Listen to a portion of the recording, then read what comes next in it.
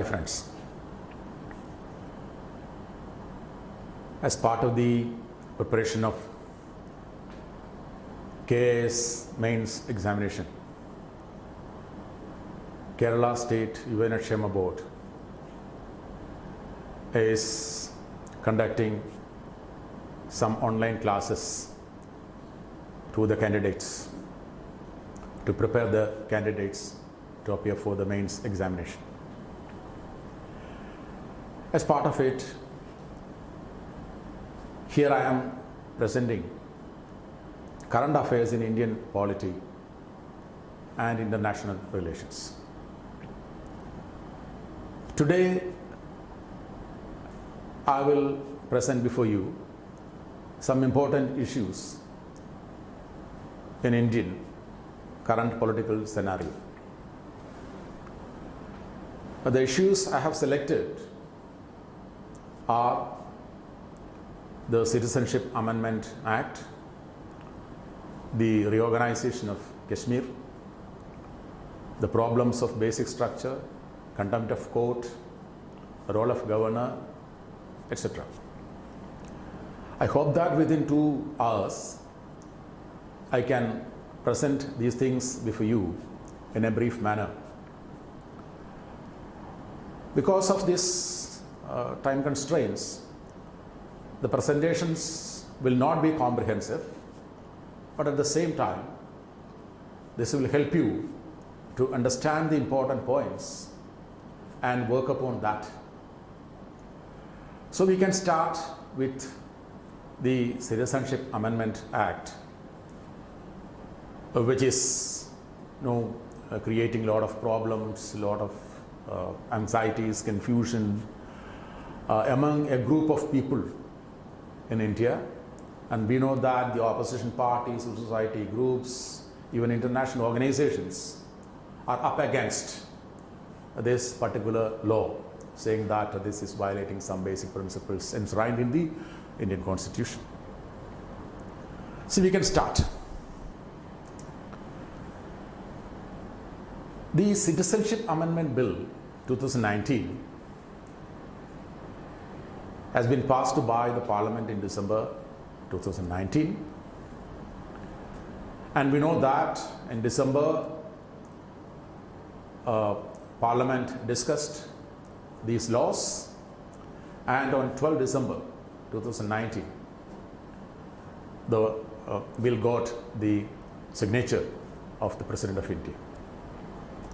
So if you want to remember the particular date or the passage of the particular act, you can remember 12/12/2019, 12 December 2019. So this is a very important act in the sense that this is going to create a lot of problems in India, all over India, because this is a cumbersome, this is a complex problem, demanding a lot of the involvement of a lot of officials, lot of paperwork, lot of verifications. So, see, we know that from the experience of Assam, see, where a kind of process took place, not in the full context of the term, but with regard to the Nrc, Npr, etc. We know that how this has created a lot of problem, and I will come to that later. But see, when you plan to give citizenship to a section of the people, you have to you have to keep away some other groups, so that it will create a lot of problems. So government passed the Citizenship Amendment Act in 2019, December 12. Before going for the discussion of the Citizenship Amendment Act, we just know what is citizenship. Citizenship is a legal status. It's a legal entitlement. See, a person, whenever a person gets a citizenship, he is entitled to certain rights in a country. A citizenship is a kind of passport to engage in all kinds of political, social, economic activities in a particular country. Citizenship will provide it, citizenship will offer a state to a person certain rights, certain facilities. And at the same time, citizenship demands certain obligations, certain duties from a citizen. So, citizenship can be defined as a kind of relationship between individual and the state. So, this is a bilateral thing. This is a mutual thing. A citizen, whenever he becomes a citizen, he has to perform certain duties as well as he is enjoying certain rights. Rights like to right to vote, right to hold a public office. All these things are the rights which are offered to a citizen of a country. We know that citizenship, the things regarding citizenship is enshrined in the Constitution in Part 2, Article 5 to 11 deals with citizenship. And Article 11 deals with the role of Parliament in regulating or determining the citizenship. For our discussion, you should keep in your mind, Article 11 gives Parliament the power to regulate and determine the citizenship. So, as far as Citizenship Act is concerned, Amendment Act is concerned, we are discussing the role of Parliament, the rationale of the law, all these things. So, you should keep in your mind, in Part 2 of our Constitution, it deals with citizenship, Article 5 to 11, and Article 11 gives power to the Parliament to regulate citizenship. And on the basis of that, we know that Constitution is a broad framework, fundamental framework of a country. And if you want to enjoy those rights, the government has to make rules, pass different types of legislations. Only that we can enjoy. The laws gives us the detailed things to be implemented at the ground level. So on the basis of that, we are enjoying the citizenship rights on the basis of the act passed by the Parliament and Citizenship Act 1955. And that act determines the acquisition and determination of citizenship. And we know, once again, you should keep in your mind, we have 3 lists. Lists are provided in Schedule 7. And in Schedule 7, the list 1 is included in the list 1, list 2 and list 3. List 1 is union list, list 2 is state list, and list 3 is concurrent list. And we know that list 1 consisted of 97 provisions, 97 articles or 97 powers.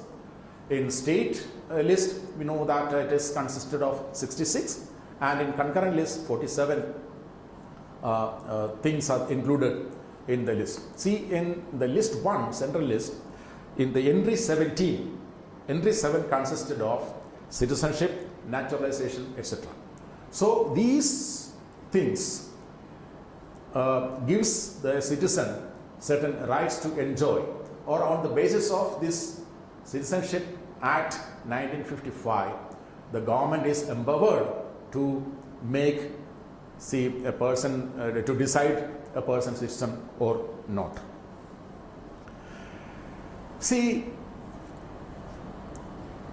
As per the Citizenship Act 1955, that act present before us 5 conditions for getting citizenship. And what are those conditions? This is given in the 1955 Citizenship Act, section 3, 4, 5, 6 and 7. As per the Citizenship Amendment Act, these are the 5 conditions. By birth, you will get citizenship.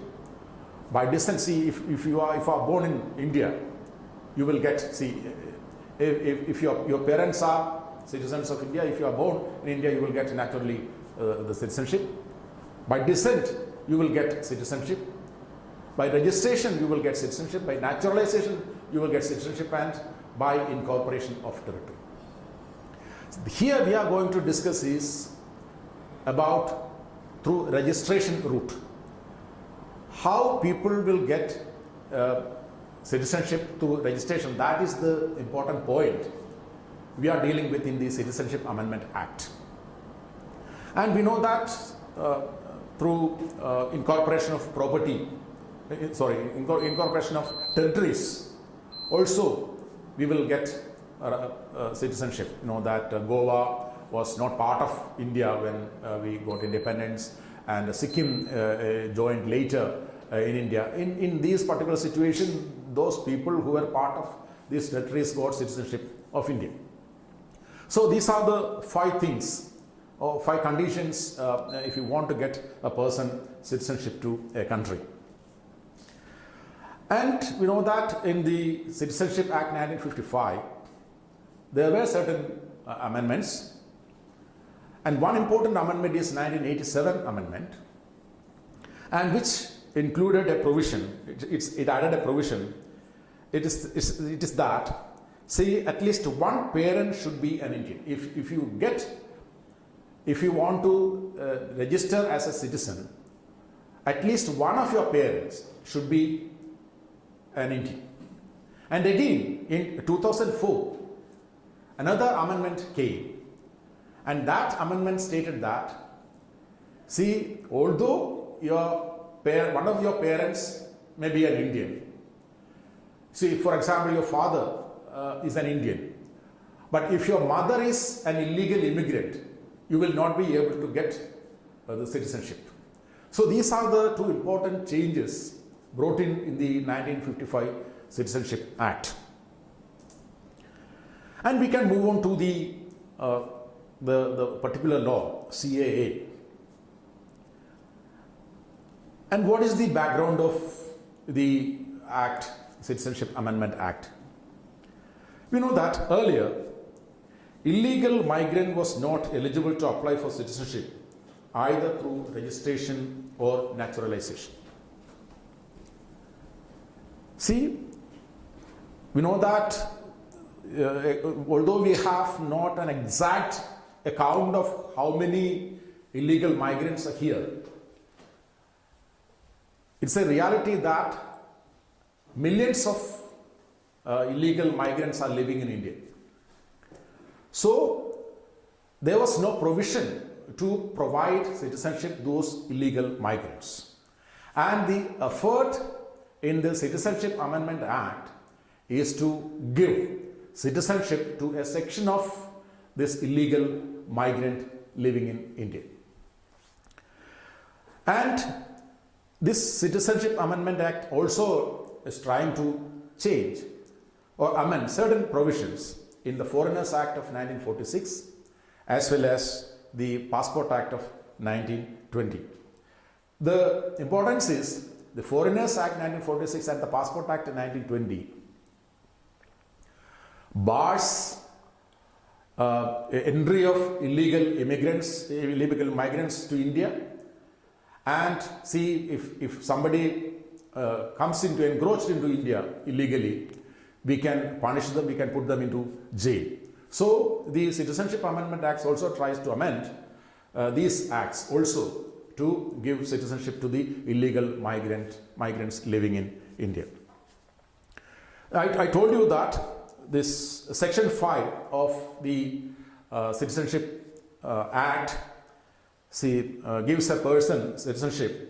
See, a person of Indian origin who is originally resident in India for 7 years will be able to get the citizenship, and they should have lived in India continuously for 12 months before submitting an application for citizenship. Under Section 6, requirements for citizenship by naturalization is that the applicant must have resided in India during the last 12 months as well as for 11 of the previous 14 years. See, these are the conditions included in the provision to get the citizenship. What is the intention of the Citizenship Amendment Act? Citizenship, as I told you earlier, Citizenship Amendment Act plans to make changes in three important laws, existing laws. And first is Citizenship Act 1955, Passport Act 1920, and the Foreigners Act 1946. Through the amendment of this, what is the intention of government? The intention of the government is it meant for the illegal migrants of religious minorities from three neighboring countries, Bangladesh, Pakistan, and Afghanistan. So, the intention of the government is to extend citizenship to illegal migrants who are living in India, who have come from Pakistan, Afghanistan, and Bangladesh. By amending, number one, Citizenship Act 1955, Passport Act 1920, Foreigners Act 1946. So, by amending this, the government is trying to extend citizenship to a particular section of the people who are living as legal migrants. What are the features of the CAA 2019? The Act seeks to amend Citizenship Act to make, these are the important things, to make Hindu, Sikh, Buddhist, Jain, Parsi, and Christian illegal migrants from Afghanistan, Bangladesh, and Pakistan eligible for citizenship in India. So, they have identified three countries, Pakistan, Afghanistan, and Bangladesh. And from these three countries, they have identified section group of people, Hindus, Parsis, Buddhists, Jains, Christians, and Parsis, Hindu, Sikh, Buddhist, Jain, Parsi, and Christian. These are the six groups, religious groups, who have entered into India and here staying in India as illegal migrants. What is the reason for extending this kind of citizenship to these particular groups who have entered into India? The reason cited by the government is this. See, this legislation applies to those who are forced or compelled to seek shelter in India due to persecution on the ground of religion. See, this is the rationale. See, government is extending this law or extending an opportunity to a group of sections of the people. They are called illegal migrants in India. They came here, they were compelled or forced to come into India due to persecution on the ground of religion. This is the thing. See, it is an attempt from the part of the government to extend citizenship to a group of people who were forced to or compelled to come to India as a result of the persecution which were taking place in these three countries of Pakistan, Afghanistan, and Bangladesh. That is the argument. See, as a result of this, they are making certain changes. One of the important changes is this. It relaxes the requirement of naturalization from 11 years to 5 years. Earlier it was 11 years. Now, as a result of the passage of this act, it has reduced to 5 years. And another important change was this. See, the cutoff date. See, if you want to apply for a citizenship, there will be a cutoff date. And the cutoff date, government has fixed is December 31, 2014. And the applicant, if somebody is trying to apply for that, should have entered India on or before that date. That date is December 31, 2014. Only if you were here before 2014, December 31, you will be able to apply for that. So, if only you are an applicant, you will get the citizenship. And if you get citizenship, before that, you may be an illegal migrant, but when only you get the citizenship, see, there may be cases against you as an illegal migrant, all cases will be closed and you will become a legitimate citizen of India. These are the things See the rationale, we have seen the rationale, we have seen the important amendments which are made in the law to facilitate a group of illegal migrants to become citizens of India. And we are moving to the dispute with regard to the Citizenship Amendment Act, the criticisms raised against it. The most important criticisms raised against the Citizenship Amendment Act is that it is against Muslims. See, the opposition political parties, the civil society groups, other religious minority groups, even international organizations, international civil society organizations also stated that this is specifically targets Muslims. So, one is this. See, this is to isolate Muslims from the national mainstream, or this is creating a kind of division among the people. See, we have witnessed a lot of struggles, agitations all over India as a result of this. Another criticism against this is the religious basis of citizenship not only violates the principle of secularism but also of liberalism, equality and justice. And we know that one of the most important basic principles of India is secularism. See, whenever you make a legislation, you have to keep, the people expect that as a secular country, the makers of the law will keep in their mind certain ideas of secularism. Secularism is a basic principle. You cannot divide, you cannot identify people on the basis of religion to extend certain facilities of a country, especially a case like citizenship.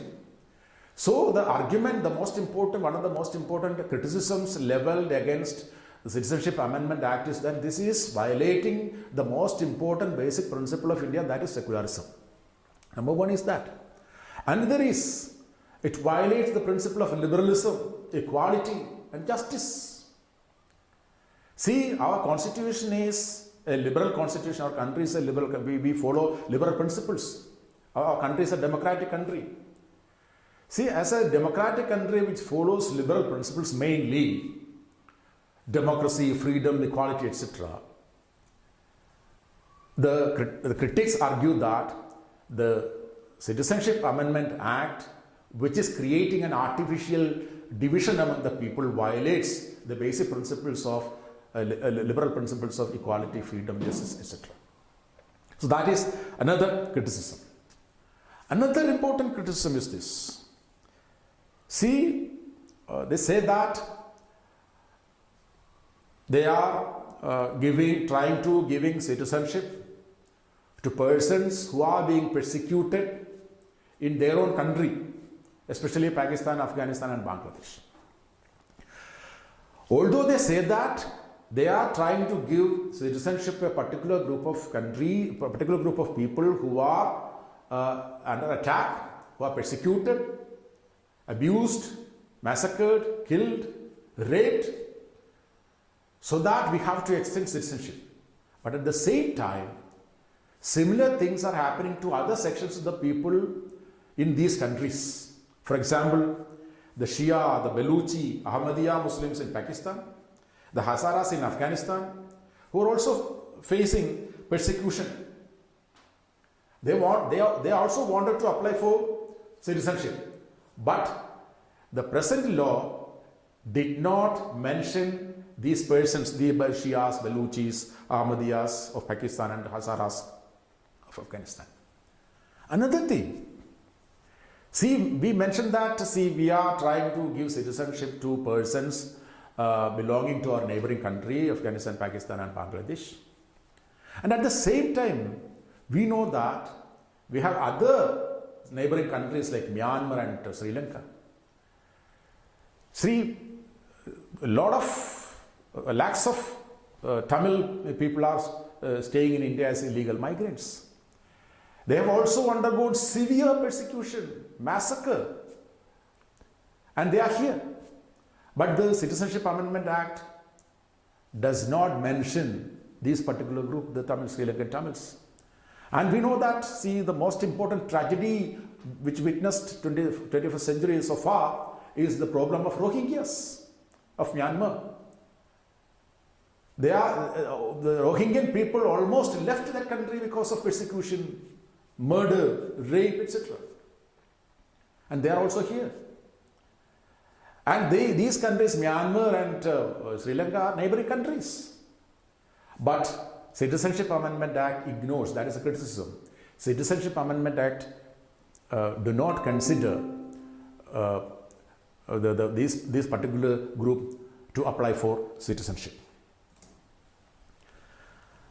Another important act with regard to the Constitution, which says that CAA violates Article 14. We know that Article 14 mentions about equality. See, India got independence after around 2 century period. We witnessed the freedom movement. We fought for freedom. But after getting freedom, our constitutional fathers, when they framed the Constitution and fundamental rights in it, they have put not freedom, right to freedom as the first fundamental right, but right to equality. They have put right to equality as the first fundamental freedom because of the inequality existing in India due to so many historical reasons. So, the critics say that Citizenship Amendment Act violates Article 14 of the Constitution, and they have identified 3 aspects. That is, they say that CAA violates Article 14 on all 3 counts of reasonable classification, arbitrariness in state action, and treating people unequally without reason. These are the 3 accounts. The critics say that Article 14 violates, the Citizenship Amendment Act violates Article 14. They say that CAA is not reasonable as it does not cover Muslim minorities like Ahmadiyas or Saracens. See, if the reason behind it is that, see, they are going to give people who are persecuted, attacked in our neighboring countries, these persons, Ahmadiyas and Shias, are also living in that country. They are persecuted, they are harassed, they are attacked. So the rationale behind it is not correct. So that's why it's stated that the classification is not reasonable. It is arbitrary. It is arbitrary as it applies restrictively to only 3 Islamic countries in our neighborhood. See, it is restricting. See, the law restricting the people from only 3 neighboring countries. See, in South Asia, we know that including India, there are 8 countries. So 4 more countries are there as our neighboring countries. And in many of these countries, we know that in Sri Lanka or in, see, apart from South Asian countries, Myanmar also is a neighboring country. In all these countries also, people are suffering on the basis of religion. So, it is restrictive. So, whenever under Article 14 you consider people, you should not restrict things in such a way. And the last thing under Article 14 is the inequality in treatment stems from considering religion as the condition for entitlement of protection by the Indian government. This is another contentious point. See, what is the element, the basic principles on which the government has fixed the law? The government has fixed the law on the basis of religion.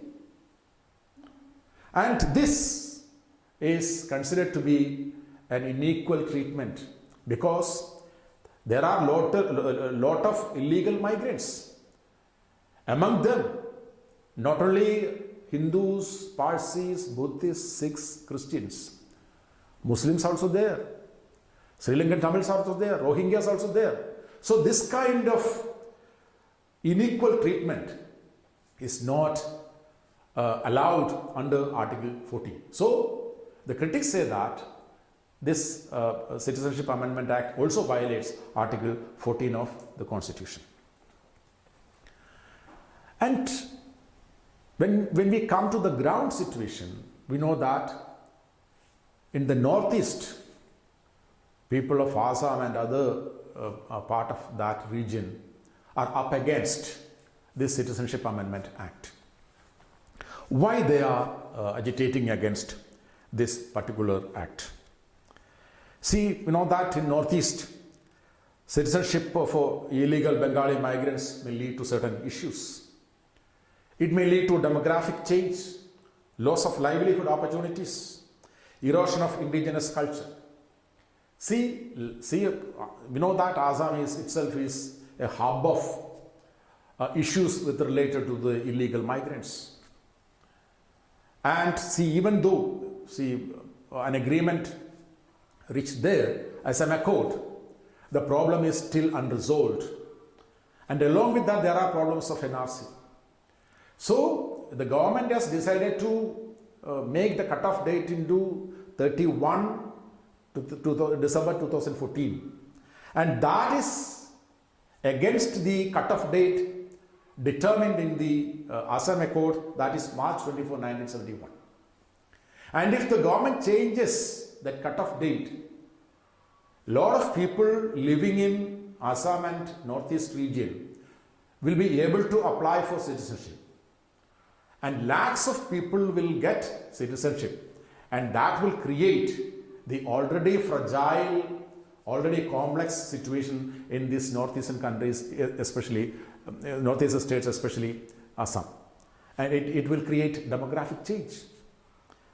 See, the people are finding it difficult to find some employment, to earn some wages, to make their life better. And see, if these illegal migrants will get citizenship, they will also come to compete with these people as legal persons, citizens. So that will create a lot of pressure in the employment market. And along with that, another threat the Assami people and other people fears is that, see, this will erode the indigenous culture. They are finding it as another threat. See, their identity or their ethnicity, their cultural values, their language, all these will come under stress and threat. So this is another problem the Northeast people are raising. And CAA also, so as a result of this change in the cutoff date, is not at all acceptable to the northern states. So northeastern states also are up against the Citizenship Amendment Act. Another thing is one of the most important fear they have is as a result of new people becoming citizens of a state, especially northern states, as a result of the demographic change. They fear that it will also affect the political situation of the state. See, when lakhs of people enter into the state as legal citizens, see, as mentioned earlier, they will get all kinds of political, economic, social freedoms, entitlements, so they can participate in the political process of the country, and they fear that, the Northeast people fear that that will sabotage the existing political environment or political system or political leanings or electoral systems, not in the sense that electoral system, election and the role of political parties, etc. All this will come under stress as a result of the entry of these groups. Some other issues also we have to discuss with regard to the Citizenship Amendment Act. The basis of clubbing Afghanistan, Pakistan and Bangladesh together and thereby excluding other neighboring countries is unclear. That is an argument. why did the government choose 3 countries when we have 4 South Asian countries plus Myanmar? And see, the rationale is unclear in choosing 3 countries. And see, we have included Afghanistan also in this list. See, a common history is not a ground for that. See, Afghanistan was never part of India, British India, and was always a separate country. But we have included Afghanistan into it. And it is also unclear why Nepal, Bhutan and Myanmar were excluded from the list. See, when we come to the case of Bhutan, we know that Bhutan is the smallest neighboring country of India, and we have a special relationship with that country. And we know that we are providing a kind of protection to that country. You know, the Doklam incident in which India entered into that crisis and prevented China from entering into Bhutan. See, such kind of special relationships we have. But at the same time, in Bhutan also, there are problems. It also discriminates non-Buddhist groups. See, in Bhutan, see, they are following, the official religion is Vajrayana Buddhism is the official religion. And a country which follows Vajrayana Buddhism, see, discriminates others. Non-Buddhist missionary activity is limited. Construction of non-Buddhist religious buildings is prohibited. Celebration of non-Buddhist religious festivals is curtailed. Yet Bhutan has been excluded from the list. So if the argument of the reason, rationale behind the, choosing a certain group of people to be eligible for applying for citizenship is this. See, if they are, see, the argument is they are persecuted in their own country on the basis of religion. We have to include Ahmadiyyas, Shias of Pakistan, Sri Lankan Tamils, Rohingyas, these non-Buddhists from Burma, Bhutan, all these persons should be included. So that is why, see, opposing people, critics say that the focus only on religion, religious persecution is suspicious. So CAA benefits only the sufferers of only religious persecution and neglecting others. We know that religious persecution is a serious problem. And a lot of people are suffering as a result of this religious persecution. We know the incidents which are going on in Pakistan, in Afghanistan, and in Bangladesh, in other countries also. This is a really tragic issue. It's a chronic issue. It should be addressed.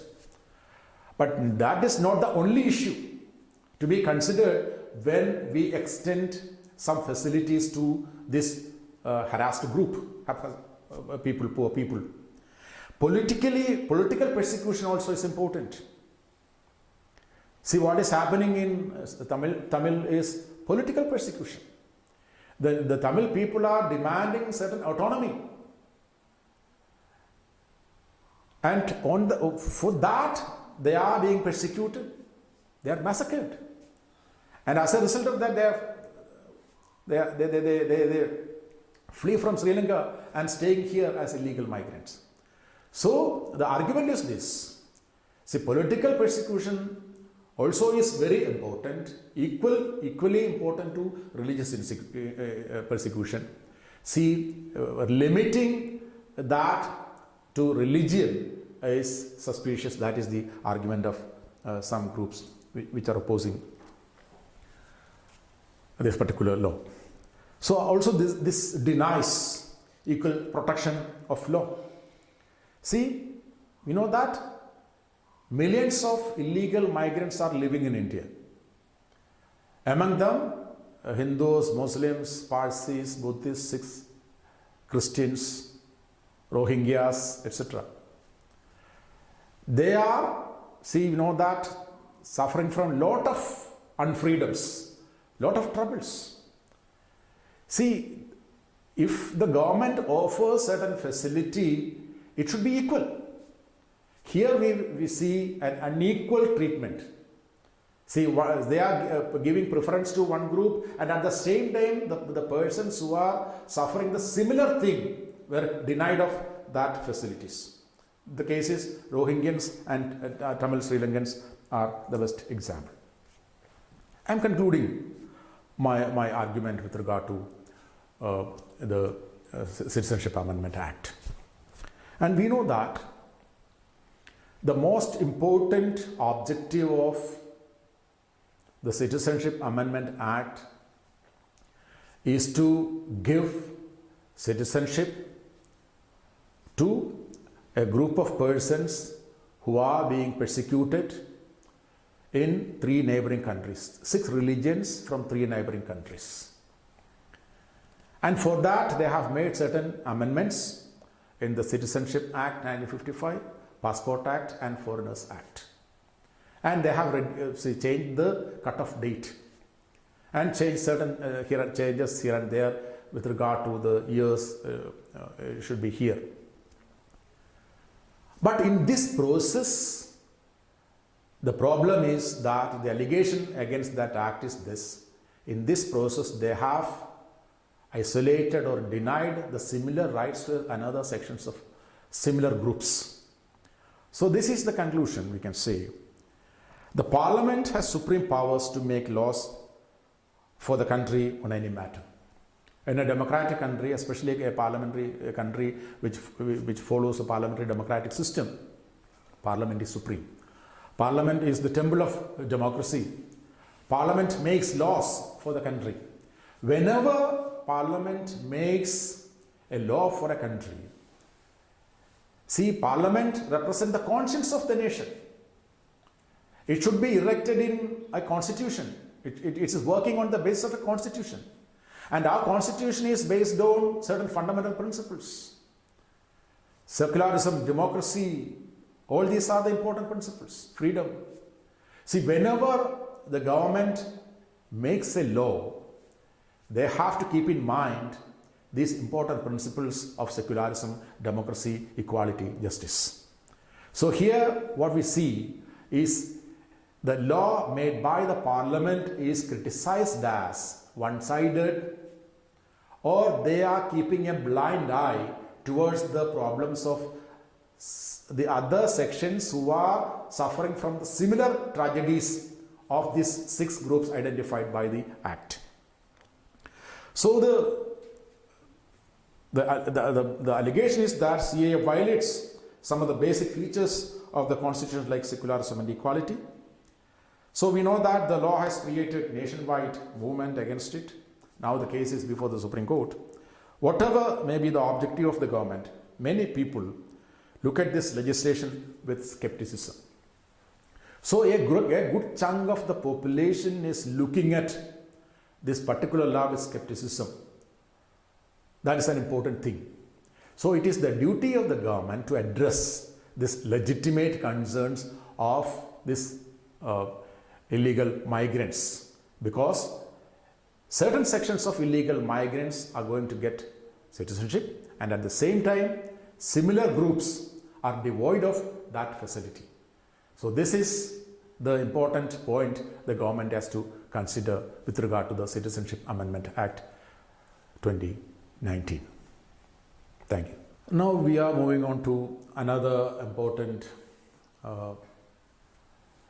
thing, that is the issues related to National Population Register and NRC. This is also an important issue agitating the minds of lakhs of people. See, when a National Register of Indian Citizens is being created, see, the technicalities involved in it is creating a lot of problems in the minds of the people in the backdrop of the experiences of the process which were held in Assam. So we should know what are these things, NRC, NPR, and related to the CA also we can discuss these things. See, NRC is the final objective of the government.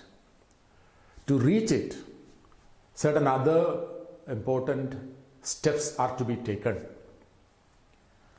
And we know that National Population Register was created in 2010.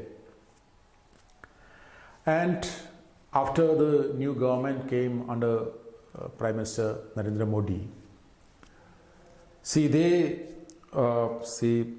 collected the biometrics through Aadhaar and linked it to the NPR, National Population Register, in 2015. And the government after that declared that, they are going to create an NPR, and that will be followed by the NRC. And government recently declared that the process, the preparation of the NPR will start from April 20 to September 2020. April to September 2020. But as a result of the COVID situation, it was postponed. So what is this? What is this NRC? What is this NPR? How this is going to be created? We should know the difference between NRC and NPR. These two things are two different things. According to Citizenship Rules 2003, NPR is the register containing details of persons usually residing in a village or rural area or town or ward or demarcated area within a ward in a town or urban area. This is, in short, NPR is a register of Indians living in India. But NRC, National Register of Indian Citizens, is a register containing details of Indian citizens living in India and outside India. And this NRC is prepared on the basis of meticulous verification of all the available data.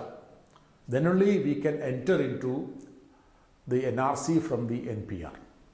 That is the problem the people are anxious of. What is NRC? NRC is an official list of all citizens, in short. Section 14A of the Citizenship Act 2003 mentions about NRC in Citizenship Act 2003. Through that, government can compulsorily register all citizens and provide national identity cards to them after registration. For this, to give national identity cards to all citizens, the government may prepare a National Register of Indian Citizens. This is known as the NRC or All India NRC. This is an attempt from the part of government to try to understand how many people are there, the exact number of it, how many people are legal citizens, how many are illegal persons living in our country. This is an attempt from the part of the government to codify a record of Indian citizens. And it is a cumbersome, it is a complex process to identify these things. And the complexities, the mechanisms, the provisions included in the process is creating a lot of hesitation, a lot of anxieties in the minds of the people. In short, NPR is a register of the usual residents in India, and people have to mandatorily, it's mandatory for every usual resident of India to register in the NPR. It includes both citizens as well as foreign citizens living in India. The objective of it is to create a comprehensive identity database of every usual resident in the country. We know that. We know the importance of census. Census is collecting almost all data of the people. And the objective of collecting all the data is to see only on the basis of the number of people, the number of sections who are above the age of 50, below the age of 50, above the age of 30, below the age of 30, the children, the economic status, the social status. All these things are essential for planning things. So just like that, it is essential that a government has to create a database. And NPR is part of that effort from the part of government to create a comprehensive identity database. See, it is that there is a difference between census and NPR. See, we know that census is taking place in our country in all 10 years. See, in 2021, we are going to enter into another census. And see, census is collecting all kinds of data, the male, female, the statistics, all kinds of statistics the census people will collect. But NPR will collect the basic demographic data and biometric particulars. We know that census is backed by the Census Act of 1948. The NPR is a mechanism outlined in a set of rules framed under the Citizenship Act 1955.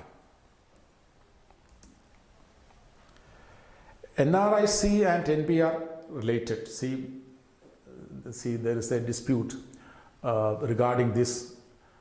Some say that NPR, the objective of the government is to collect the NPR data. They are not trying to prepare an NRIC. All these things are there, but we know that in NPR, from census we will move on to the NPR. From NPR, from NPR we can move to NRIC, National Register of Citizens, NRC. So this is linked in that sense. So through NPR, the government proposes to create a database of Indian citizens. Thus, the National Register of Citizens is a subset of NPR. The NRC will be prepared at the local, sub-district, district and state level after verifying the citizenship of India. That is the important thing. See, whenever you are to enter into the NRC, there is a meticulous examination, verification of all the legal documents you have. You have to prove that you are a citizen of India. So then only, a person will enter into the record of NRC. So particulars of every individual in the population register shall be verified and scrutinized by the local registrar. See, officials entrusted in local, district, state level verify these things, then only your names will be included into it. See, I'm presenting before you a chart to know what is these things. What is NPR? It's an identity database of residents. It does not offer the right to claim citizenship. How is NPR different from census? Census is a primary source of socio-economic and demographic data which is shared as aggregates. Is privacy guaranteed under NPR? Privacy is not offered formally. The data covered under NPR is available for government use. How will government use NPR? NPR will be used for identifying beneficiaries for welfare programs, like in the case of Ujjwala. Is NPR linked to NRC? The Home Minister says no, but a 2018-19 government report says NPR is the first step towards the creation of NRC. Does NPR have any links to CAA? No. CAA is meant to grant citizenship to non-Muslims fleeing from Pakistan, Bangladesh and Afghanistan. These are given to understand what are the things related to it. See, now I am presenting before you some important steps for the preparation of NRC. The first is See, a draft of local register of Indian citizens shall be published to invite objections or claims for inclusion of corrections. See, we know that we have villages, we have taluks, districts, state, etc. At the basic level, the persons responsible or entrusted with that responsibility will publish a list. And on the basis of that, you can submit your objections. And you can prove that, see, you are a citizen of India. Any objection or request for inclusion must be made within 30 days of the publication of the draft. See, after publication of the draft, you have to present the details within 30 years with all the valid proof. Then the sub-district or taluk register shall summarily dispose of the objections within 90 days. Thereafter, the entries in the local register will be transferred to the national register. Any person aggrieved by an exclusion order can appeal to the district registrar within 30 days, and the appeal should be disposed of within 90 days. In case the appeal succeeds, the names of those concerned would be added to the NRC. So this is the thing. See, this is, I told you, this is a very long process involving lot of officials and see presentation of lot of papers, disputes, cases, etc. So although this is I have given you 6 steps. This process will take years, because see a lot of we know that in a country like India, we don't have the habit of keeping all the documents in a proper manner. So that people, especially poor people, will find it very difficult to prove their legality or citizenship with the support of legal documents. So that this process will take some time. Relationship between NPR and CAA and the fear. There is no direct link between these two things. Our Home Minister remarked that the CAA would be followed by NRC, given rise, but his remarks have given rise to fears in the minds of certain sections of the people. People fear that when they are excluded from the final citizenship register, the non-Muslims take the CAA route to apply for citizenship and leave the Muslims with no option. That is the crux of the issue. See, the government is preparing NPR, and this is an important step from the part of the government to codify a database of citizens. And from the NPR, the government will move to NRC. What will happen when the government completes the process of NRC? See, we know that the population of Assam is 3.3 crore. When they completed that process, 19 million people were out of citizenship. From a population of 3.3 people, 19 million people were out of that register. And we know that the population of India is 1.3 billion. And when the process is completed, what would be the situation? And the fear in the minds of a group of people is this. See, after the completion of process, lot of people will become non-citizens. And in such a scenario,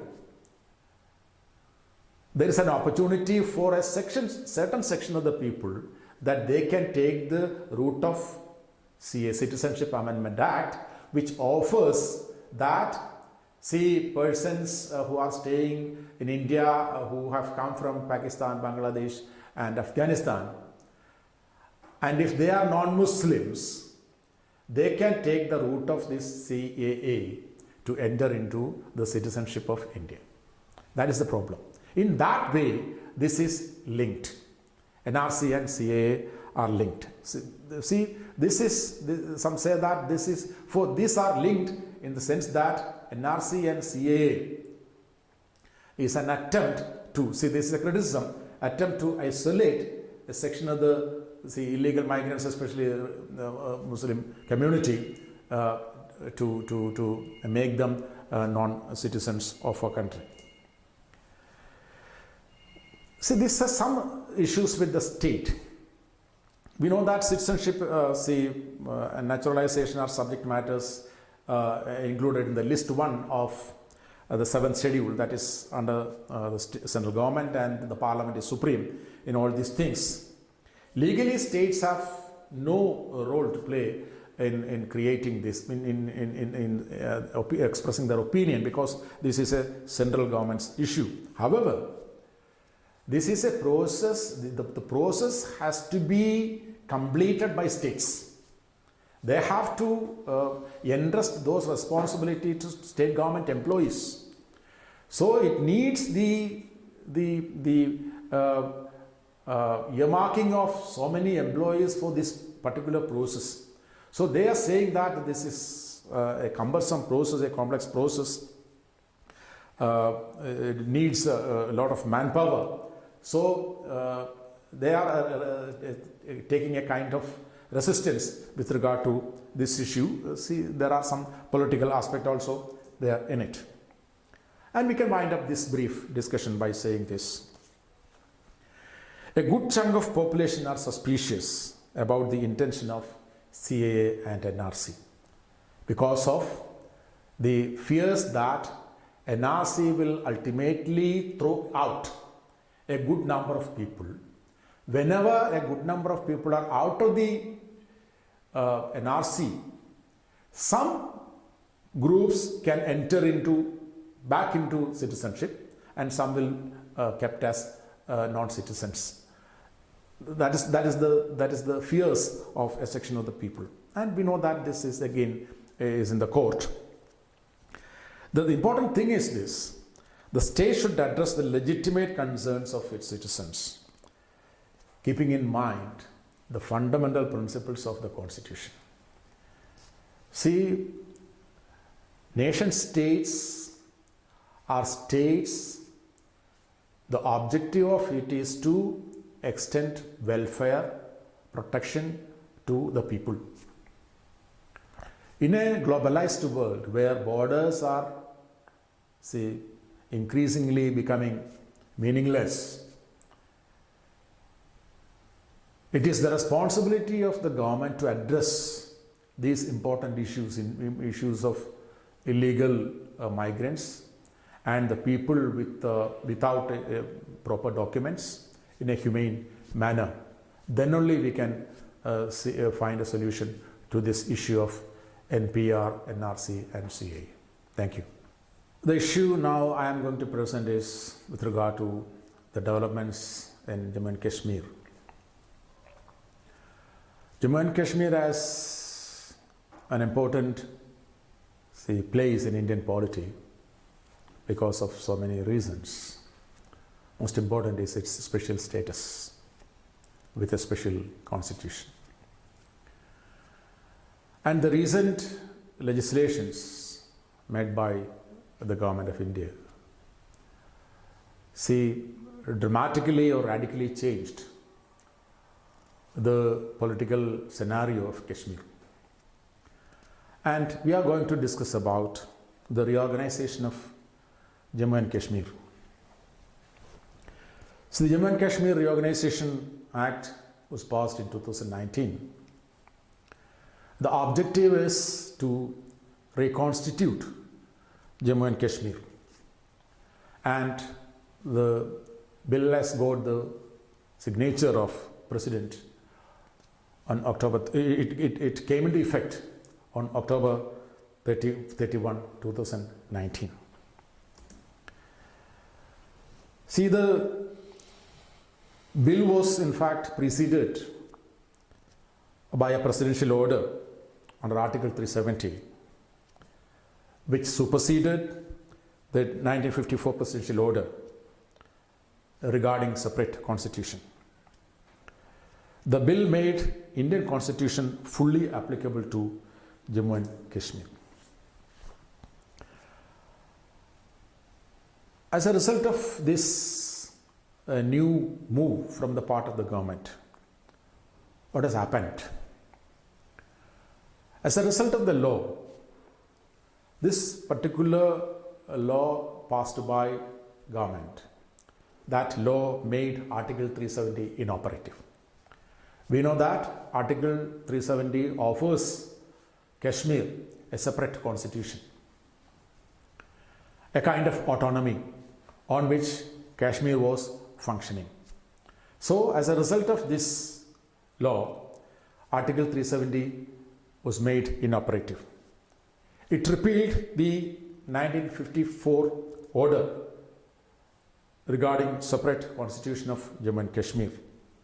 It revoked the special status of Jammu and Kashmir. Another important step with regard to Jammu and Kashmir. We know that Jammu and Kashmir was a state, and as a result of this new legislation, Jammu and Kashmir was divided into two. One is Jammu and Kashmir and another is Ladakh. Ladakh consisted of two districts only, Leh and Kargil. So, for the first time in the history of India, a state was divided into two and made them two union territories, Jammu and Kashmir with a legislature and Ladakh without legislature. Both will be ruled by, supervised by two lieutenant governors. See, this is an important change with regard to Jammu and Kashmir as a result of the law. So, as a result of that, Jammu and Kashmir administration will be as per Article 239A of Indian Constitution. We know that that is something related with Pondicherry. The Legislative Assembly can make laws as a result of this new law. The Legislative Assembly can make laws for any of the matters of state list except public order and police, which will be the under the control of central government. We know that the special situation existing in Kashmir, terrorism, militancy, a lot of law and problems are there, and it is a border state with sharing Pakistan and China, so that the central government is keeping the police and law and order under their belt, so to ensure law and order situation and to keep the borders secure. See, this is a graph which will help you to understand the changes existing before and after the new law. See, no Article 370 now. What is the change? Before that, see, special powers exercised by Jammu and Kashmir. Now, no special powers. See, before the Article 370, there was dual citizenship. Now they have only single citizenship. Before the repealing of Article 370, they have separate flag for Jammu and Kashmir. Now tricolor is the only flag for Kashmir also. Now, before that, a state in charge of policing, now center supervising policing. Article 360, financial emergency, was not applicable to China before. Now Article 360, financial emergency, is applicable. No reservation for minorities earlier. Now minorities will be eligible for reservation as a result of the new legislation. Indian citizens from other states cannot buy land or property in Jammu and Kashmir. Now people from other states will now be able to purchase land or property in Jammu and Kashmir. RTA was not applicable in Jammu and Kashmir. Now it is applicable to Jammu and Kashmir. Duration of the Legislative Assembly was 6 years. Now it has reduced to 5 years. See, lot of changes taken place as a result of this new legislation with regard to Jammu and Kashmir. This is the things. And what are the problems with regard to this? What are the criticisms leveled against this legislation? What are the problems of Article 370? Before going to the critical problems, we have to identify what were the problems with regard to the earlier existing Article 370 of the Jammu and Kashmir autonomy.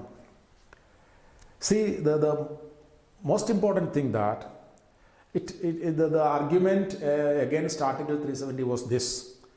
It was a limited integration of Jammu and Kashmir with the rest of India.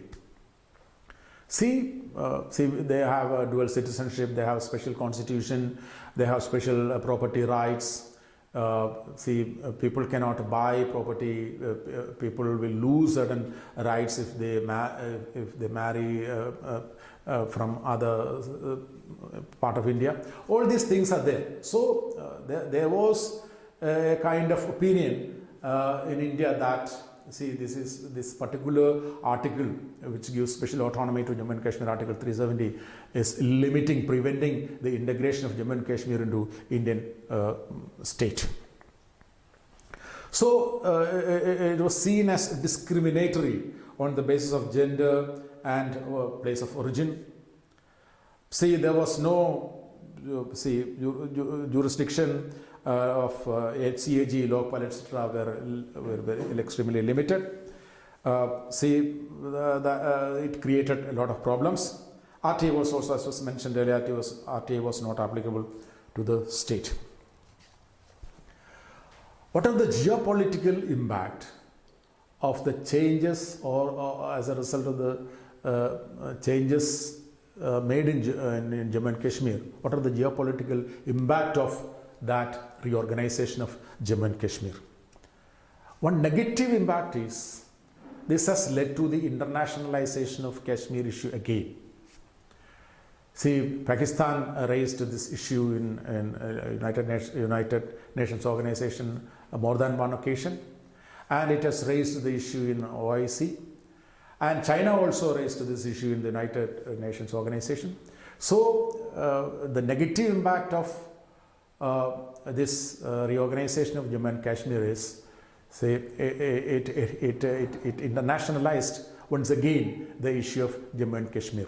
See, the China and Pakistan has got an opportunity once again to raise this issue, and this has created a lot of other issues. We know that. See, recently they have published Pakistan published a new maps. And China is also creating a lot of problems at the Ladakh and Exciting region.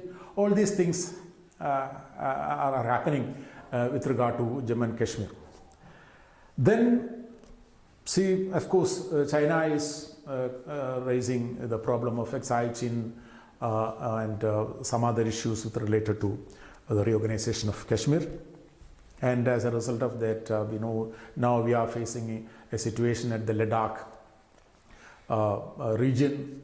Indian and Chinese soldiers are there for the last more than 6 months, and this is another important development emerged as a result of the reorganization of China. Say some link these issues with the reorganization of Jammu and Kashmir. And Pakistan tried to bring in organizations like Organization of Islamic Countries into it, and although it was not successful in all these forums, either in United Nations Organization or in Organization of Islamic Countries and some other important international organization, although they were not successful, they are creating a lot of problems with regard to the reorganization of Jammu and Kashmir. See, these are the criticisms leveled against this reorganization. So one is, see, for the first time in the history of India, independent India, a state has been divided into two union territories. An earlier state was divided into two, for example, Telangana and Andhra Pradesh, Punjab, Haryana, so many states, Jharkhand, Chhattisgarh, all these things took place. But for the first time, it is a state is divided into two union territories under two lieutenant governors, one with the legislature and another one is without legislature. Another important criticism is the government's move was hasty and stealthy. See, we know that Jammu and Kashmir is a state with certain special status and with special problems. Whenever government take an important drastic step with regard to the state, it should take into consideration, it should take into confidence different sections of society, the political, regional political parties, national political parties. It should be in a democratic manner. See, the criticism is that it was hasty and stealthy. See, a lot of actions were taken place there just before August 5. So they have created a emergency-like situation, and on August 5, these things took place. And another criticism is this will strain India's social fabric. See, we know that as a result of the special status Jammu and Kashmir is having in Indian political system, this hasty step. See, even the parliament did not get enough time to discuss the ramifications of the particular law. So this kind of an action, especially on a state like Kashmir, will ultimately affect the social political fabric of India. And it raises the question of federalism, parliamentary democracy and diversity. See, although our constitution is considered to be a unitary constitution with the federal specialities, we see that there are certain elements of federalism. And the elements of federalism demands deliberations and discussions before taking important steps.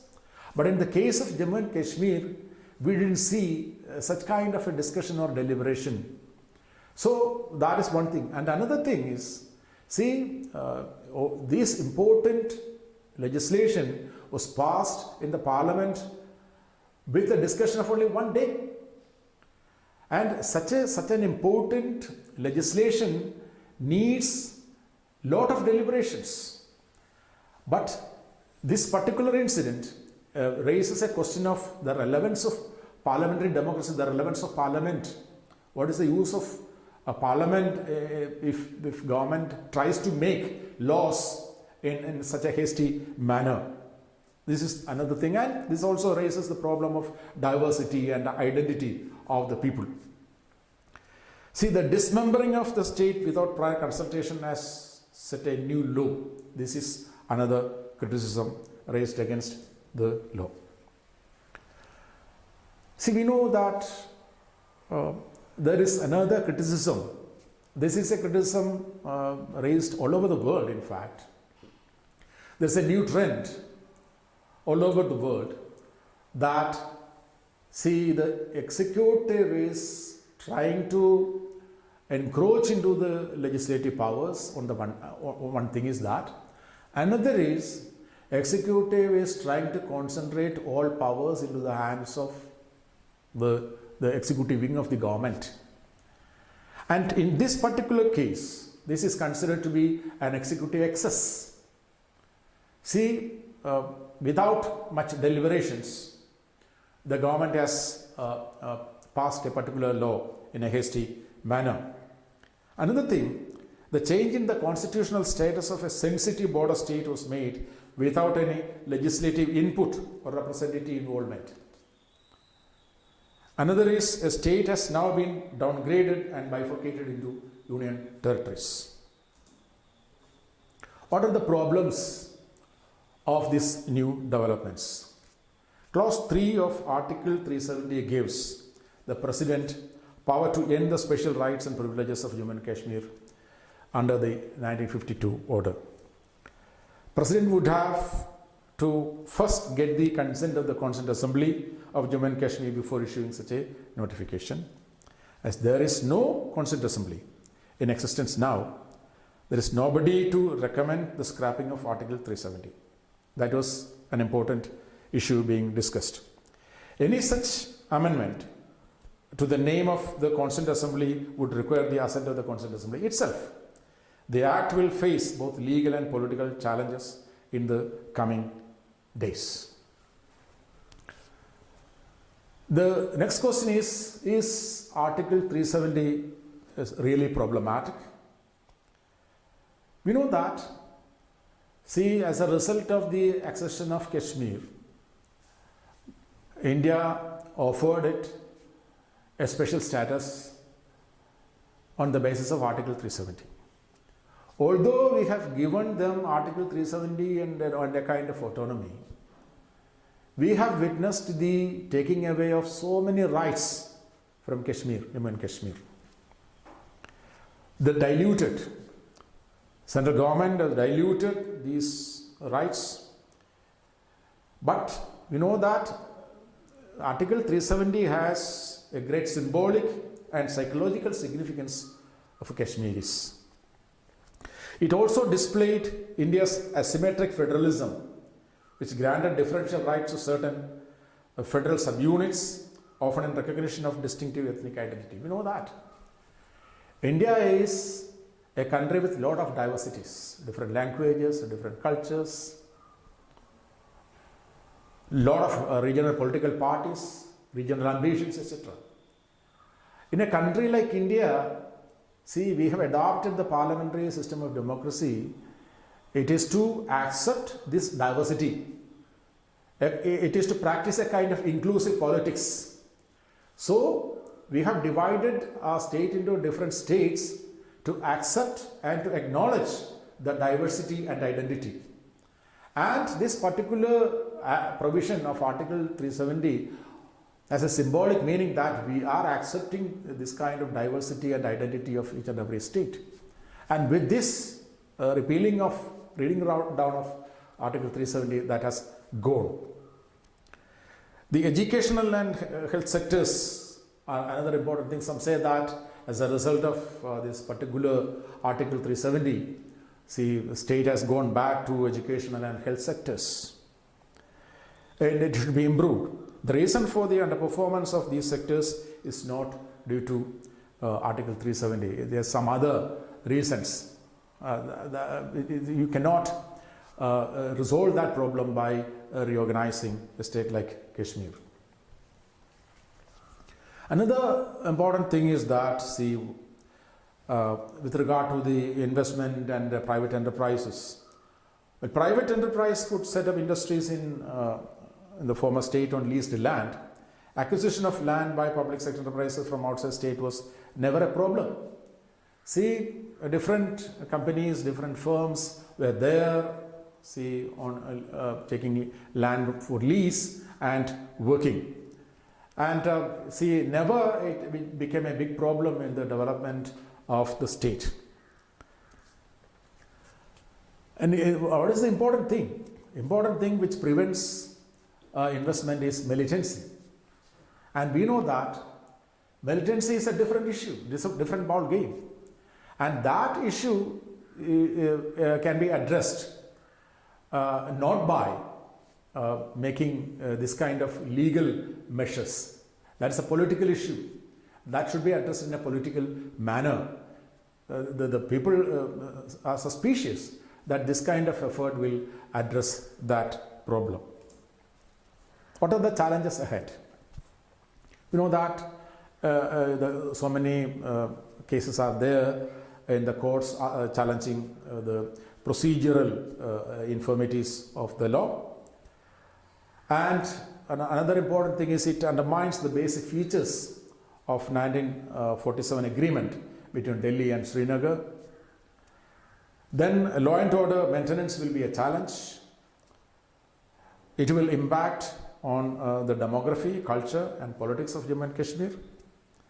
The decision could have unintended consequences. And see, as a result of this, the order came released was the Jammu and Kashmir Reorganization Order. This order allows citizens from other states to become permanent residents of Jammu and Kashmir. Any person who has resided in Union Territory of Jammu and Kashmir for at least 15 years or who has studied for a period of 7 years, appeared in class 10 or 12 exams in an education institution located in Jammu and Kashmir will be eligible to become a permanent resident. These are the things happened as a result of the reorganization of Jammu and Kashmir. What is the way forward? The most important thing is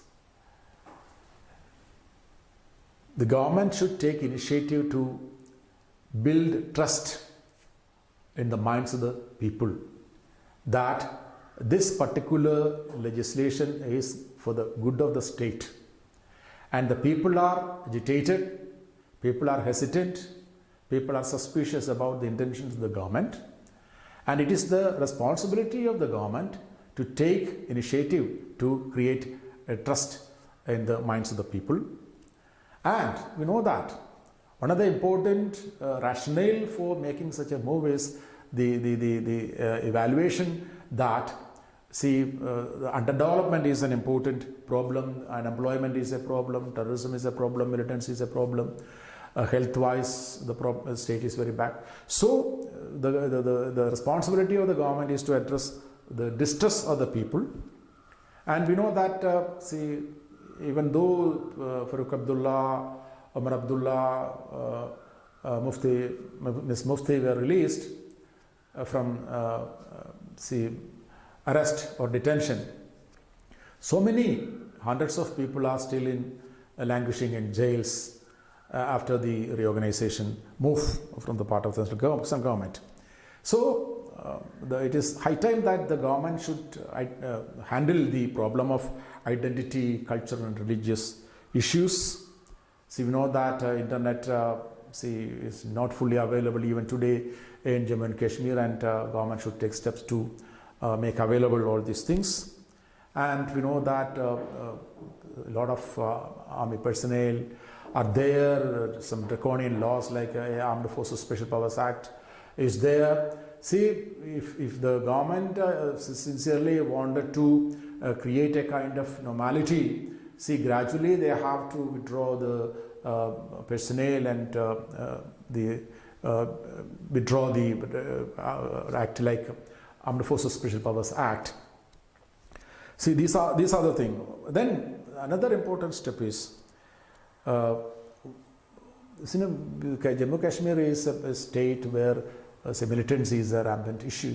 It's a grave issue. All political parties, national as well as regional political parties, should come forward and oppose this kind of militancy and terrorist tendencies, etc. Then only we can create a kind of normality in an important state like a border state like Jammu and Kashmir, infected with a lot of problems. Thank you.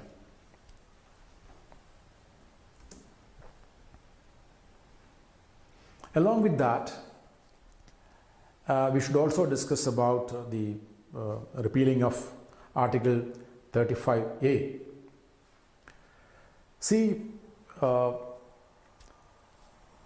This particular thing is added in the Constitution through a presidential order. The Constitution Application of Jammu and Kashmir Order 1954, issued under Article 370. Article 35A provides some special rights and privileges to the permanent residents of Jammu and Kashmir. The fundamental right of property is still guaranteed in the state. Only Jammu and Kashmir Assembly can change the definition of permanent residence through a law ratified by 2/3 of majority. Non-residents not allowed to buy property as a result of this 35A Act provision. These are the situation existed earlier. Women marrying non-Kashmiris lose their property rights. So the repealing of Article 35A changed the whole situation, and it is offering so many powers to outside people, and changed a lot of things in the domestic scenario of Jammu and Kashmir. The arguments against Article 35A was this: it was incorporated unconstitutionally, and it is against the very spirit of oneness of India, because this discriminates people outside Kashmir, it discriminates people inside Kashmir on the basis of gender, etc. These are the criticisms leveled against Article 35A. So it restricts citizens from outside in getting employment in Jammu and Kashmir or buying property in Jammu and Kashmir. See, all these are considered to be the violation of fundamental rights enshrined in our constitution, national constitution. This 35A is to be cancelled. That was the argument raised by a section of the people with regard to this particular provision. Gender discrimination also is being practiced as a result of this Article 35A. But some sections, especially Kashmiris, support Article 35A on certain grounds. One of the important argument is this: it safeguards the uniqueness of Jammu and Kashmir. Jammu and Kashmir is a special state. It acceded into India on special agreements, on special conditions. So it has to keep the uniqueness of Jammu and Kashmir, and for that it needed Article 35A. And at the same time, they are also saying that Himachal Pradesh, Uttarakhand, etc. also having this kind of facilities. See, in Himachal Pradesh, nobody can buy land. See, some other states are also enjoying these kinds of freedom or practicing that kind of things. Then they say that Article 35A is part of the agreement between Maharaja of Kashmir and Republic of India to protect the privileges of Kashmiri residents. See, striking down Article 35A will erode the autonomy of Jammu and Kashmir, and it will allow outside people to enter into Jammu and Kashmir and settle, acquire property, and all these things. The argument is this will alter the demographic situation in Jammu and Kashmir. What is the economic impact of the repealing of Article 35A? Some say that it will open the doors to private investment. So, if we open the doors of a state which was earlier prevented, the entry of persons with full vigor now will help the development of the state. See, increased investments will lead to the increased job creation. See, unemployment is an important problem. See, the most important area of Jammu and Kashmir was tourism, and as a result of the terrorist activities, tourism industry also went down. So, see, the state it's a resourceful state, and it needs a lot of investment. And if only we allow others, outside people, to enter into state, buy property and start new industries, then only people will get a new job, and the state will find development. And see, that is a strategy that only through the economic development of the state can reduce the strength of terrorism in Jammu and Kashmir. Opening of buying lands would bring in investments from private individuals and multinational companies and give boost to the local economy. So this is the objective.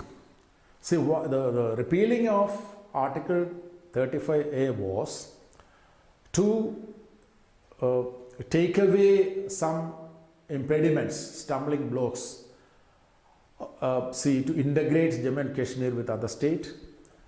It avoided, stopped certain discriminatory measures as a result of 35A, and it is allowing now others to enter into Jammu and Kashmir, and that will help the development of the state. So, see, the important things is to be taken is to be to ensure participation of various stakeholders and requires a larger debate. See, constitutional bench to take a stand about the article, that is also in the court. Though Article 35A needs relook, any further alteration should not take away the uniqueness of Jammu and Kashmir. Should Article 35A be removed, it must be removed as an expression of the will of the people through a political process which includes the people of Jammu and Kashmir. in the discussion with regard to the future course of action in Jammu and Kashmir.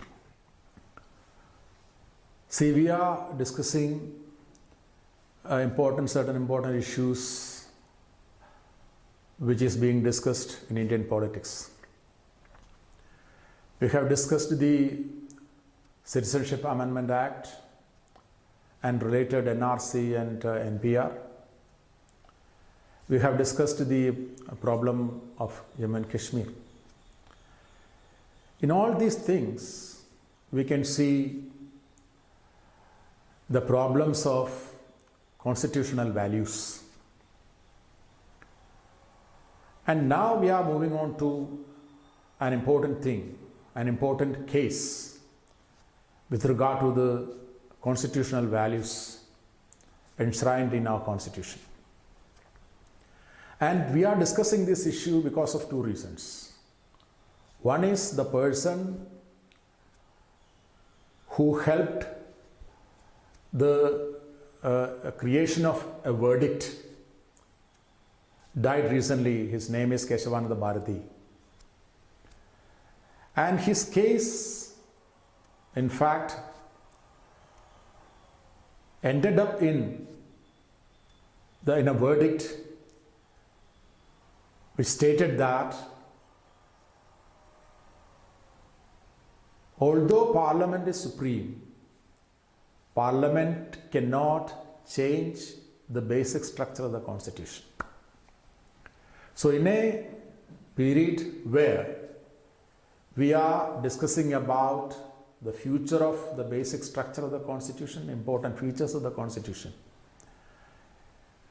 see, there is an important urgency to discuss the issue of the basic structure related to KSYWB-The case.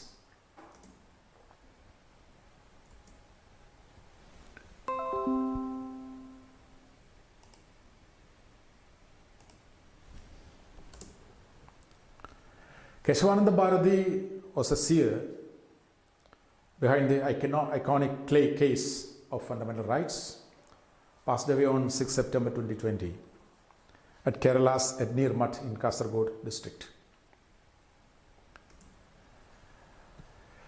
See how this case started. See, in 1969, Kerala government passed Kerala Land Reforms Act 1969. And on the basis of that law, Kerala government moved to acquire some land of this mutt which was led by KSYWB-The.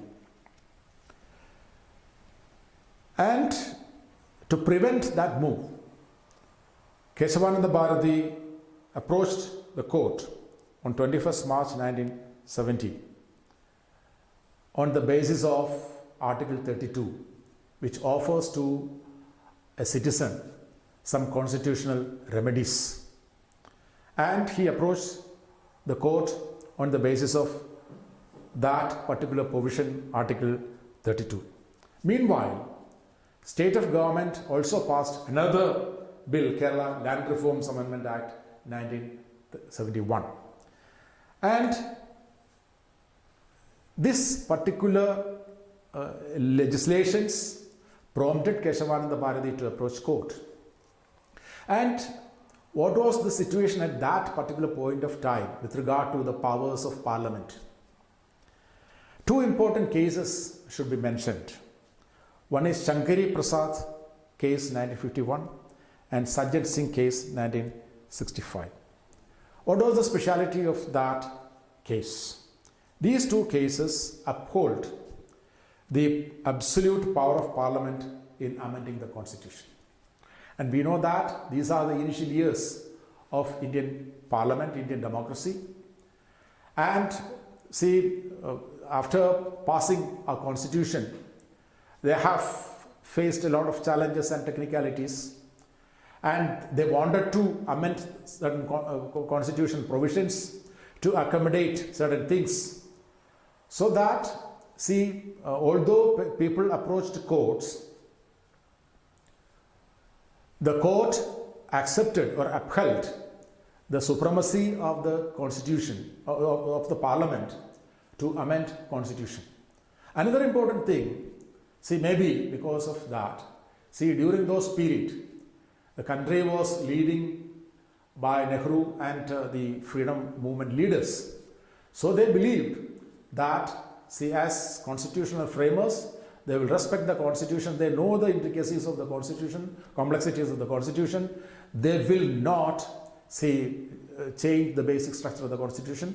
See, these two cases, Shanti Prasad and Sajjan Singh cases, see, these cases uphold the supremacy of parliament in amending the constitution. But in 1967, in the Golaknath case, another verdict came. See, they have given the verdict that Parliament's amending power could not touch the fundamental rights. That is an important change. See, in the Golaknath case of 1967, they stated that, see, Parliament cannot touch the fundamental rights. It is the power of only the Constituent Assembly. So that is the basic, the soul of the Constitution. Fundamental rights is very important. So we cannot give Parliament the power to change the fundamental right. So although this verdict came, the government, see, made so many changes in the Constitution, and they tried to overrule the judgment of Golaknath through different measures. And in 1971 and 72, Parliament passed 24th and 25th Amendment Act. 24th Amendment Act enabled Parliament to dilute fundamental right, and 25th with regard to the property rights. All these things, the Kerala government's two Land Reforms Act, the verdict by Golaknath, the 24th and 25th Amendments, all these issues were considered in the case related to KSYWB-The. We know that Golaknath case verdict was given by 11 benches. So the Supreme Court constituted a larger bench consisted of 13 judges to deal with this particular case. And as a result of that, 13 bench had given a verdict, but with a narrow majority. It was a 13 bench verdict, and 7 judges approved and 6 judges opposed the verdict. And the chairman of the Supreme Court decision was the Chief Justice Sikri. What was the verdict given in that particular case by the Supreme Court? One is this: Parliament should be restrained from altering the basic structure of the Constitution. That is very important. See, Parliament is supreme. Parliament is elected by the people.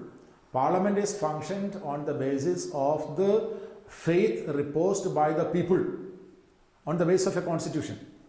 But although these things are there, Parliament has no power to alter the basic structure of the Constitution. Constitution can be amended by Parliament, provided that such amendment did not change the Constitution's basic structure. See, on the one hand, the Supreme Court approved the right of Parliament to make amendments in the Constitution, but they are preventing the Parliament from changing the basic structure of the Constitution.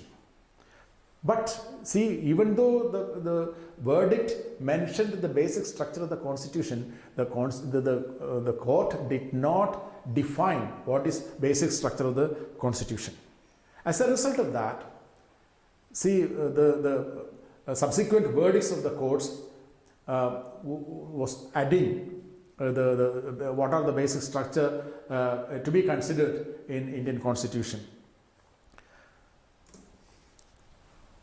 The doctrine of basic structure. This is the thing. Parliament has unlimited power to amend the Constitution. subject to the sole condition that such amendments must not change the basic structure of the Constitution. Another one, the court found that the word amend, which was included in Article 360, does not refer to amendments that can change the basic structure of the Constitution. See, they have given a nuanced meaning to the word amend. See, Constitution, the Parliament can amend the Constitution on the basis of Article 368, but that does not give power to Parliament to amend the basic structure of the Constitution.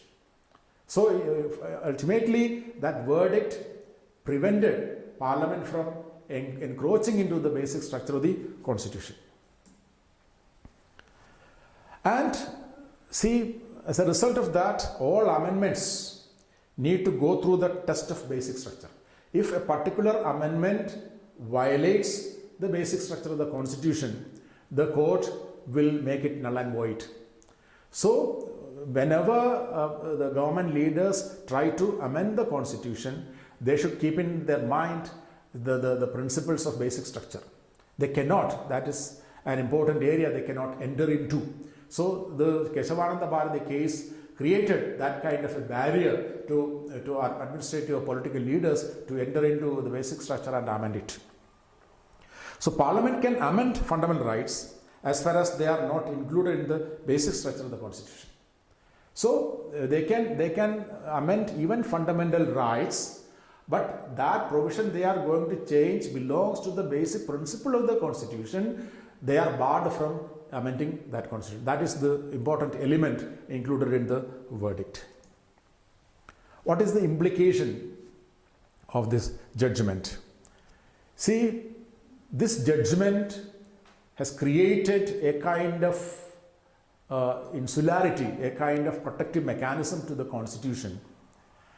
And see, we know that political leaders may be willing to change Constitution according to their whims and fancies. But this KSYWB-The Bharati case has given India an important mechanism to protect Constitution, basic principles of the Constitution, and the Minerva Mill case in 1980. Minerva Mill's case also helped us to protect the basic structure, and Vaman Rao case of 1981 also helped us to protect the basic structure of the Constitution. The importance of KSYWB-The Bharati is this. See, he helped the court, or his case led to the verdict, which forwarded an idea that although Parliament is supreme, Parliament can even make amendments in fundamental rights, but they cannot touch the basic structure of the Constitution whenever they try to amend the Constitution. These are the conclusions. KSYWB-The Bharati's basic structure doctrine has been interpreted to include the supremacy of the Constitution. See, we know that we usually say that a constitution is an important institution. Constitution is not a mere document. It's an important institution. So, all democratic countries should respect the Constitution, and the Constitution is supreme. Parliament is not above Constitution. Executive is not above Constitution. Even judiciary also works within the four walls of our Constitution. So, it upheld the supremacy of Constitution of a particular country. And it also accepted rule of law as a basic principle of the Constitution. All are equal before law. Another important thing is the independence of judiciary is considered to be another basic structure of the Constitution. Separation of powers. See, separation of powers is a bulwark to democracy. See, there may be tendencies from the part of legislature or executive, even from the part of judiciary, to encroach into others' territory. But separation of powers gives us a kind of security that legislature will not encroach into judiciary, judiciary will not encroach into executive and legislature. This is also an important basic principle of our constitution. Federalism. See, although there are attempts to take over some powers enjoyed by the state recently, see, federalism is considered to be another important basic structure of the constitution. Secularism.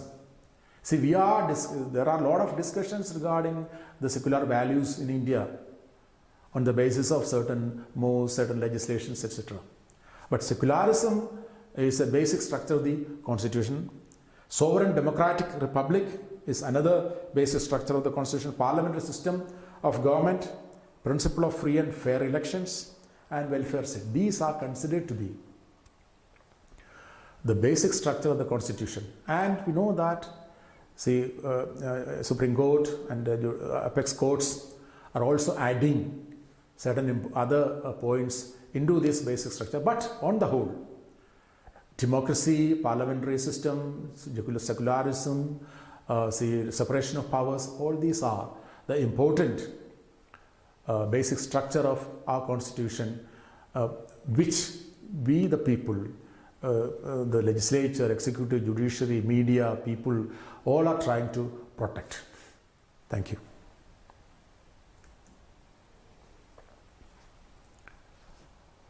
Now we are moving on to another important issue recently affecting our Indian polity, that is contempt of court.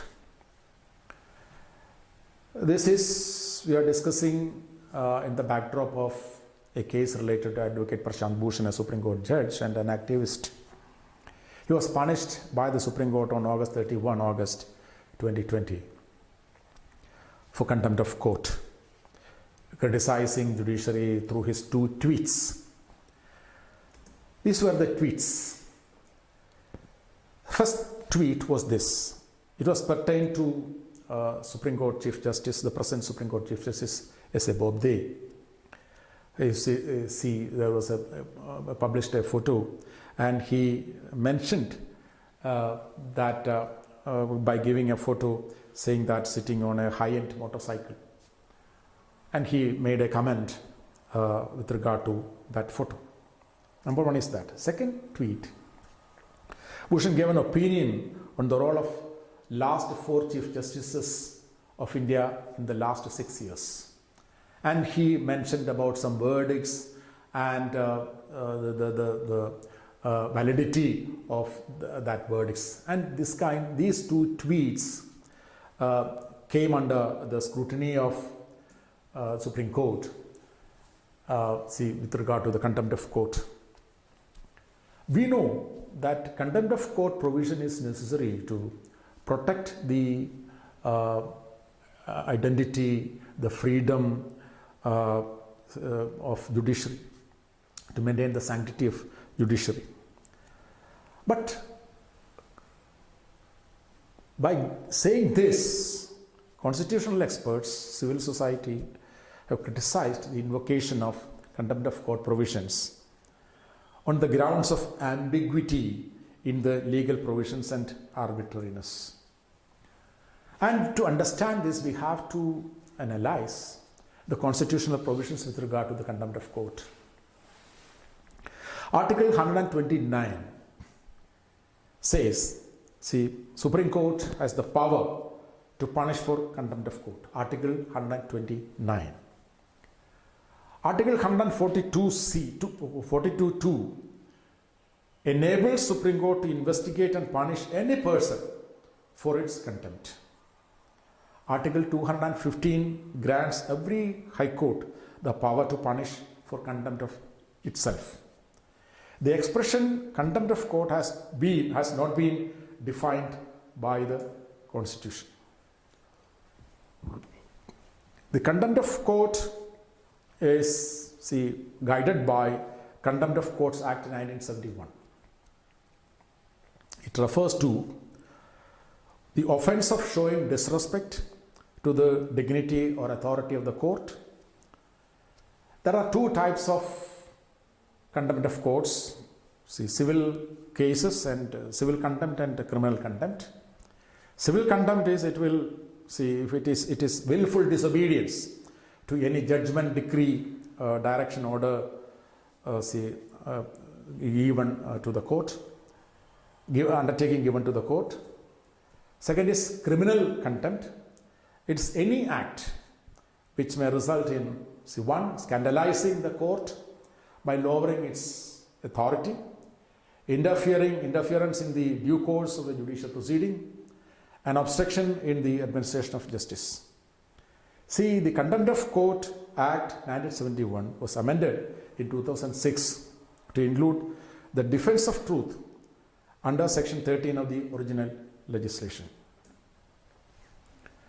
The Supreme Court and High Courts have the power to punish for contempt of court, either with simple imprisonment for a term of up to 6 months or with fine up to 2,000 or with both.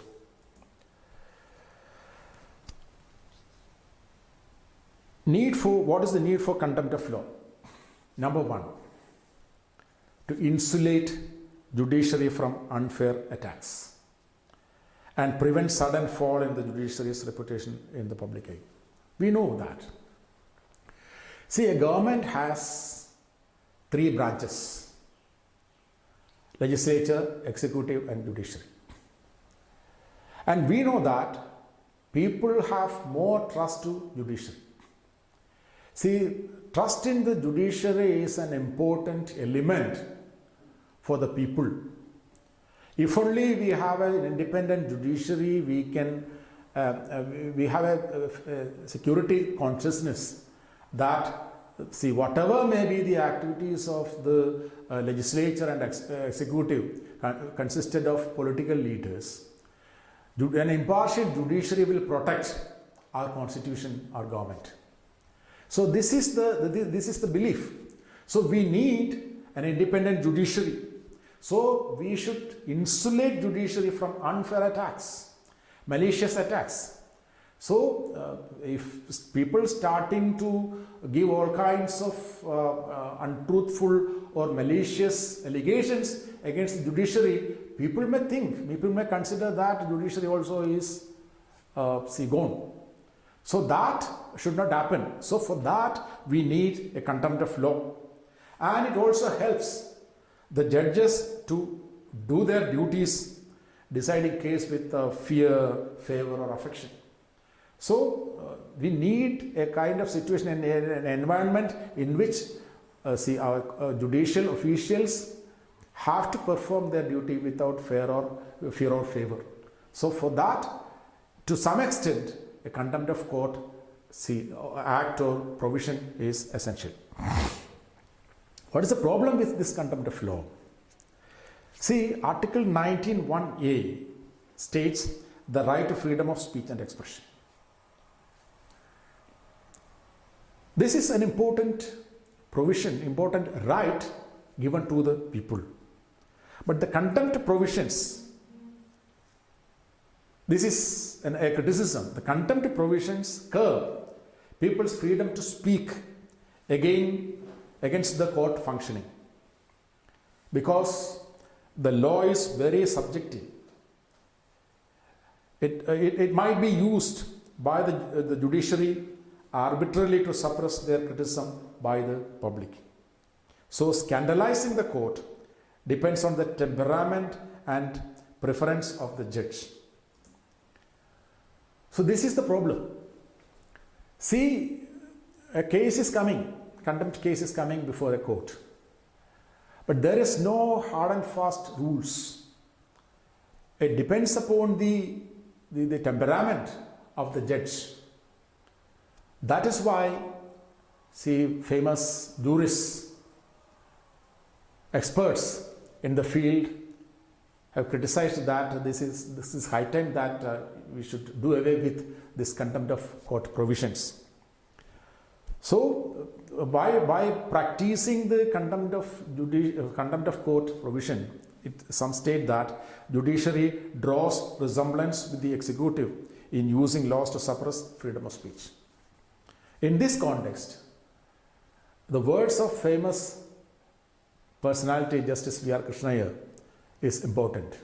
He stated that having a vague and wandering jurisdiction with uncertain boundaries, contempt law, regardless of the public good, may unwittingly trample upon civil liberties. So, in a way, this may encroach into the civil liberties of the people. So, that's why people stated that, see, we should judiciously use the contempt of court provisions. What is the way forward? It should not be allowed to be used as a means to prevent criticisms. See, for the smooth functioning of a democratic system, we need criticisms. See, criticisms, the objectives of criticism is to rectify the mistakes.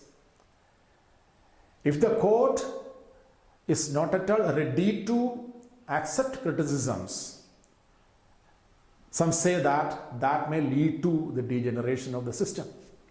So criticism, in a sportsman's spirit, all governmental agencies should consider criticism in a proper manner. That is one argument. Courts also should be accountable. That is another argument. Allegations should be addressed by impartial probes rather than threats of contempt of court.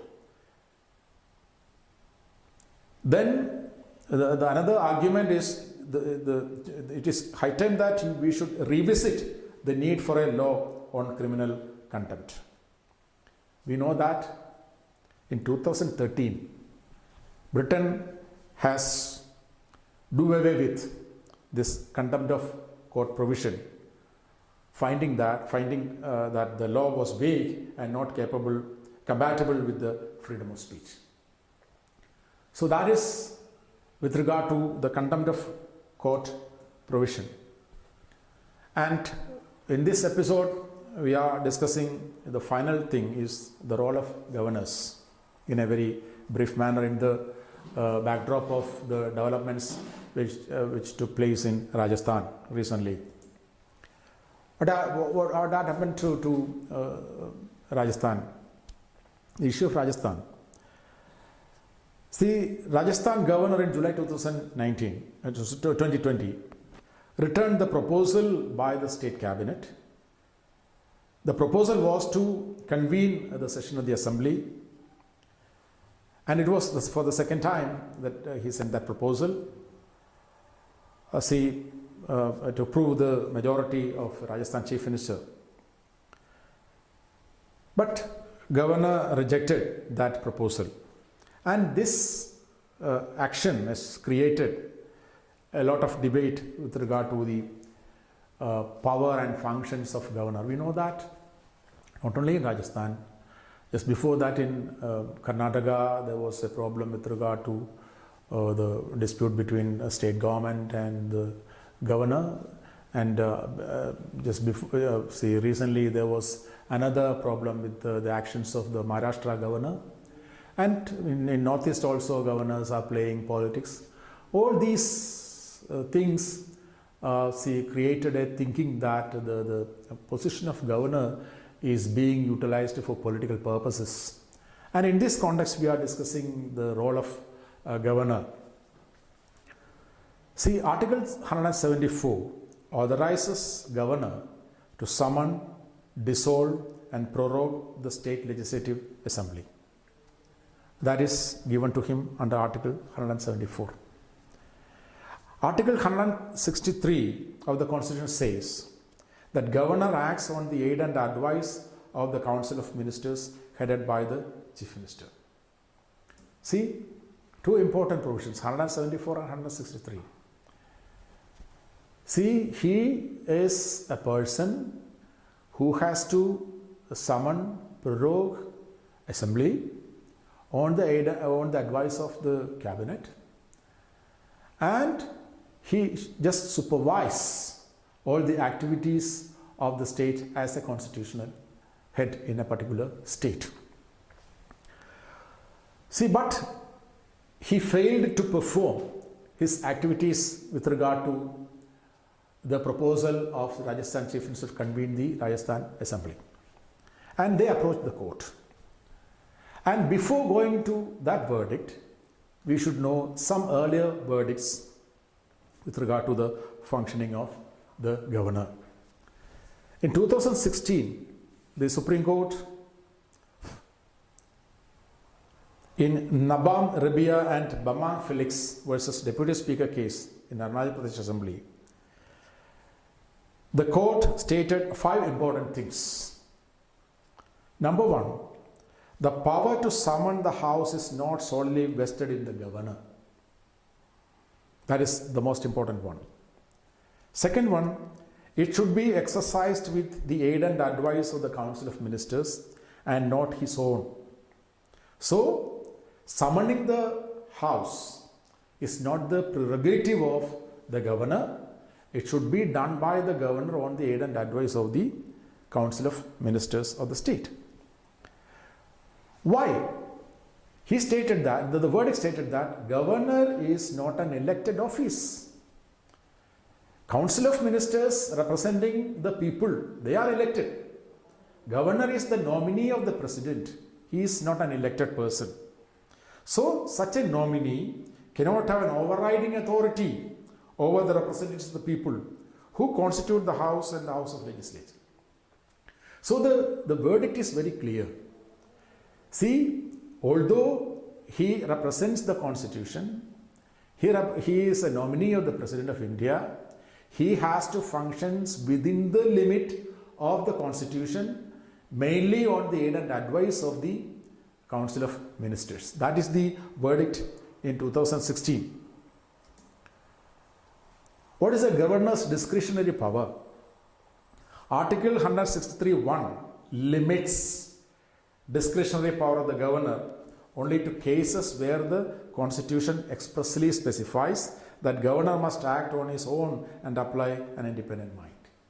We know that the post of governor is to supervise the activities of the state government, looking at whether all the activities are taking place in the state on the basis of the Constitution. That is why Article 163(1) says he can utilize his discretion with regard to the Constitution. Then only he can use that. Governor can exercise his discretionary power under 174 when Chief Minister has lost the support of the House or strength is debatable. Then in that particular situation also he can utilize his discretionary powers. So it means that the dispute clearly gives us an idea that the post of governor is a constitutional post.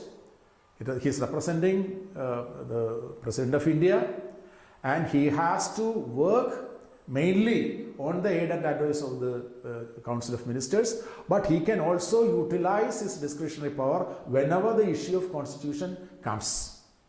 Right. What is to be done? Many recent incidents in Karnataka, Maharashtra, Rajasthan show the tendency from the part of governor to go beyond the prescribed powers enshrined in the Constitution. In many occasions, it was courts which cleared the situation developed due to the partisan actions of the governors. It is high time that that either the apex court or the central government initiated some legal routes to control the abuse of constitutional powers of government. So, recently the constitutional post of governor has become a controversial post because of the role played by some governors. They are trying to go beyond their constitutional provisions given to them. See, in a democratic system, both governor and the Council of Ministers are important. The Council of Ministers has to work within the Constitution. At the same time, governor also is bound to work within the Constitution. Thank you.